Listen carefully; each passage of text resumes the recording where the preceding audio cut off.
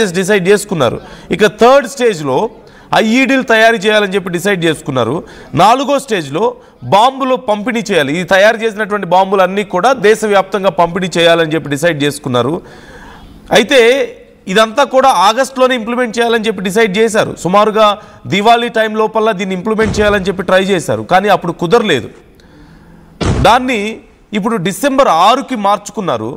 ఆ తర్వాత మళ్ళీ జనవరి 26కి మార్చుకున్నారు, వాళ్ళ అనుకున్నటువంటి ప్లాన్ డిలే అవ్వడం వల్ల.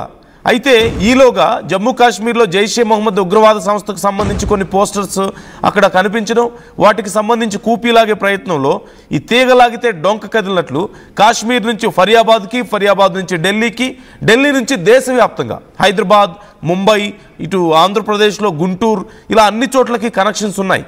అయితే ఎప్పుడైతే ఫరియాబాద్లో మాడ్యూల్ బయటపడిందో, దానికి అంటే ఈ గ్రూప్కి సంబంధించినటువంటి యాక్టివిటీస్ బయటపడ్డాయో, అక్కడ అరెస్టులు చేశారు డాక్టర్స్ని.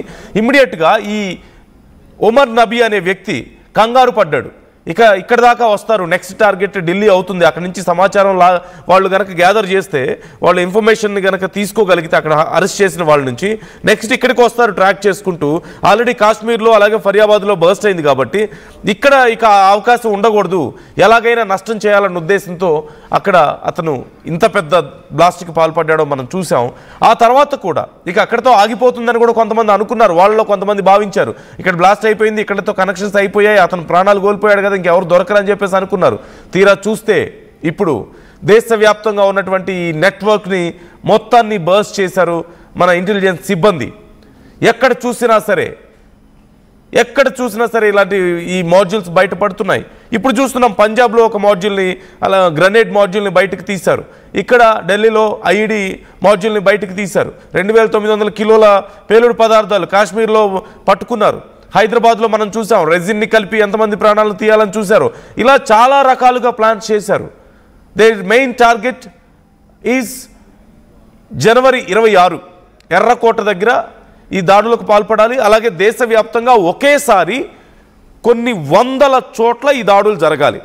కొన్ని చోట్ల ఈ కెమికల్స్ని ఫుడ్లో మిక్స్ చేయడం ద్వారా కొంతమంది ప్రాణాలు తీయాలని, కొన్ని చోట్ల గ్రనేడ్ మాడ్యూల్స్ ద్వారా ఆ గ్రనేడ్స్ ఐఈడీస్ పేల్చాలని, కొన్ని చోట్ల ఈ కెమికల్స్తో తయారు చేసినటువంటి ఎక్స్ప్లోజివ్స్ని పేల్చాలని, ఇలా రకరకాలుగా ప్రయత్నాలు చేశారు. వీ డోంట్ నో ఇంకా ఎన్ని ఉన్నాయో, how many more there are, we don't know. ఇంకా ఎన్ని దారుణమైనటువంటి నీచమైనటువంటి కుట్రలకు పాల్పడుతున్నారో మనకు తెలియదు. కాబట్టి జాగ్రత్తగా ఉండండి. ఆర్టీవీ మిమ్మల్ని హెచ్చరిస్తోంది. మీకు తెలిసి ఏదైనా అనుమానం వచ్చిందా, మీకు తెలిసి ఎవరైనా అనుమానంగా కనిపించారా, వెంటనే పోలీసులకు సమాచారం ఇవ్వండి. అలాంటి చిన్న చిన్న సమాచారాల ద్వారానే ఇంత పెద్ద నెట్వర్క్స్ బర్స్ట్ అవుతున్నటువంటి కండిషన్ మనం చూస్తూనే ఉన్నాం. ఢిల్లీలో జరిగినటువంటి ఎంత భారీ నష్టం, ఎంత భారీ ఎక్స్ప్లోజన్ మనం చూసాం. So be careful. మరొకసారి మన సైన్యం కానీ మన ఇంటెలిజెన్స్ కానీ తమ సత్తాని చాటుకున్నారు. దేశవ్యాప్తంగా చేసినటువంటి ప్లాన్స్ని, ఈ మాడ్యూల్స్ అన్నిటినీ బయట పెట్టారు. And it's going to be very serious this time. ఖచ్చితంగా ఇక్కడితో ఆగేది కాదు, ఇది ఉగ్రవాదుల చర్యగా తెలిసింది. అండ్ కొన్ని కంట్రీస్కి సంబంధించిన ఇన్వాల్వ్మెంట్ కూడా ఇందులో ఉంది అనేది తెలుస్తూనే ఉంది మనకి. క్లియర్గా ఇతర దేశాల ఇన్వాల్వ్మెంట్ ఇందులో ఉంది అంటూ తెలుస్తోంది.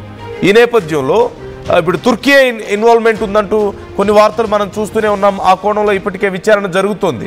మరోవైపు మరికొన్ని విదేశాలు, I'm not going to reveal that names of countries, కాకపోతే మరికొన్ని అగ్రదేశాలని చెప్పుకునే వాళ్ళు కొంతమంది కూడా దీని వెనక సపోర్ట్ ఉంది, వాళ్ళ సపోర్ట్ అండ్ వాళ్ళ ప్లానింగ్ కూడా ఉన్నట్లుగా తెలుస్తోంది. భారతదేశం ఎందుకు ఇదంతా అంటే కేవలం భారతదేశంలో ఈ ఉగ్రవాదులు ఈ బ్లాస్టులు చేయాలి, కేవలం నష్టం చేయాలని కాదు, భారతదేశాన్ని వీకెన్ చేయాలని, తమకి పోటీగా ఎదుగుతున్నటువంటి దేశాన్ని నష్టపరచాలి, వాళ్ళని వీక్ చేయాలి, వెనక్కి నెట్టాలన్నటువంటి ఉద్దేశం.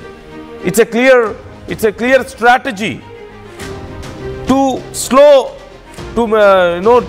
To control our speed. నిజం చెప్పాలంటే మన దేశ అభివృద్ధిని కంట్రోల్ చేయడానికి, మన దేశం యొక్క ఆత్మస్థైర్యాన్ని దెబ్బతీయడానికి ఇట్స్ ఎ క్లియర్ స్ట్రాటజీ. కాకపోతే ఒక్క విషయం నేను చెప్పాలనుకునేది ఒకటే, ఇది it's not about just doing some destruction. ఇది కేవలం ఇంతవరకు మాత్రమే కాదు, it's a very big plan. It's all about country. దేశాన్నే దెబ్బ కొట్టాలని, దేశ ఆత్మస్థైర్యాన్ని దెబ్బ కొట్టాలని, ప్రపంచవ్యాప్తంగా మనకున్నటువంటి గుర్తింపుని దెబ్బ కొట్టాలని. ఎందుకంటే నెక్స్ట్ రష్యా అధ్యక్షుడు మన దేశంలో పర్యటించబోతున్నారు డిసెంబర్లో. అలాగే ఇటు బ్రిక్స్ దేశాల్లో కూడా మనం యుఎన్ సదస్సులు ఉన్నాయి. బ్రిక్స్ దేశాల సదస్సుల్లో మనం చాలా యాక్టివ్గా ఉంటున్నాం. కొన్ని అగ్రదేశాలకి మన ఎదుగుదల మింగుడు పడడం లేదు. అలాగే చైనాలో జరిగినటువంటి సదస్సులో ఓ పక్క పుతిన్, మరో పక్క జిన్పింగ్, మోదీ ఎంత హవా ఉందో మనం చూసాం. మోదీకి ఉన్నటువంటి ప్రయారిటీ ఎలా ఉందో చూసాం. అలాగే కొన్ని అగ్రదేశాలు, నేను I'm not going to reveal that name but you can understand it, కొన్ని అగ్రదేశాల యొక్క ఆధిపత్యానికి భారత్ వేగం ఎక్కడ గండి కొడుతుందో అన్నటువంటి భయం ఉంది. దానివల్లనే కొన్ని దేశాలు కలిసి ఇలాంటి పనులకు పాల్పడుతున్నాయి.